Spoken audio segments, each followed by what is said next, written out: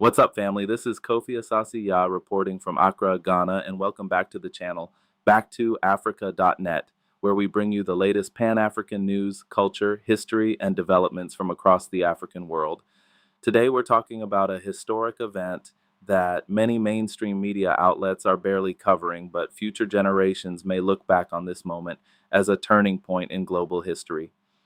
Just a few months after the United Nations voted to officially recognize the transatlantic slave trade and the racialized enslavement of Africans as the gravest crime against humanity, leaders from Africa, the Caribbean, and the global African diaspora gathered here in Accra for a high-level conference called Next Steps. And family, the question on the table was simple. Now that the world has acknowledged the crime, what happens next? So back in March, the United Nations General Assembly adopted a landmark resolution led by Ghana and supported by the African Union and CARICOM. The resolution passed with 123 nations voting in favor and officially declared the trafficking and racialized enslavement of Africans to be the gravest crime against humanity.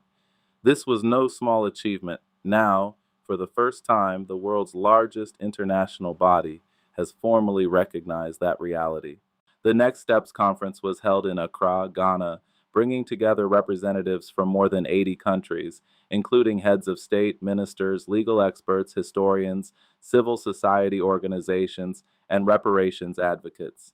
And there is perhaps no more fitting place for this gathering than Ghana. Under President John Dramani Mahama's leadership, Ghana has positioned itself at the forefront of the global reparatory justice movement. From the year of return in 2019 to beyond the return and now this international reparations initiative, Ghana continues to serve as a bridge connecting Africa with the African diaspora worldwide. Thank God the conference did not merely celebrate the UN victory. Leaders adopted a comprehensive 19-point framework for reparatory justice.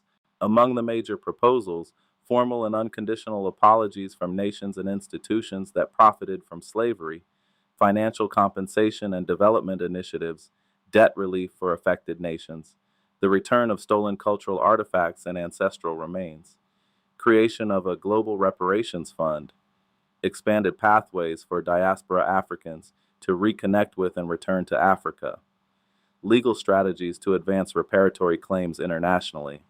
This is significant because the discussion is moving beyond symbolic recognition and into concrete action. The conversation is no longer merely, did this happen?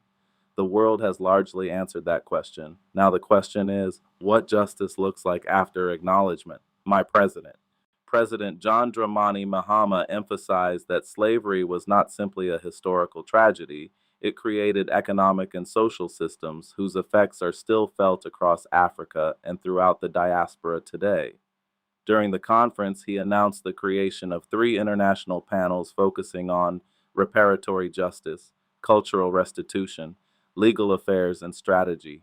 These groups will help guide the next phase of the movement and develop proposals that can be presented on the global stage. Now, family, whether you're in Mississippi, New York, London, Toronto, Kingston, Bahia, Paris, or right here in Ghana, this conversation matters because reparations is about more than money. It's about truth. It's about historical recognition. It's about restoring stolen history, stolen culture, stolen opportunities, and stolen connections. For millions of people of African descent around the world, this movement represents an effort to reconnect the broken links created by centuries of enslavement and colonialism. And whether one agrees with every proposal or not, there's no denying that the conversation has entered a new phase. So the Next Steps Conference may one day be remembered as the moment when the global reparations movement transitioned from advocacy to implementation. The UN vote opened the door. Accra has now begun charting the path forward. So now the real question is, will governments around the world respond, or will this historic opportunity be allowed to fade into history? Let me know your thoughts in the comments below. Do you believe reparations should include financial compensation, educational investment, land programs, cultural restitution, or all of the above? If you enjoyed this report, be sure to like, subscribe, and share this video with family and friends. This is Kofi Asasi reporting from Accra, Ghana. And remember, family, Africa is not just where we came from. Africa is where our future is being written. Until next time, peace and power.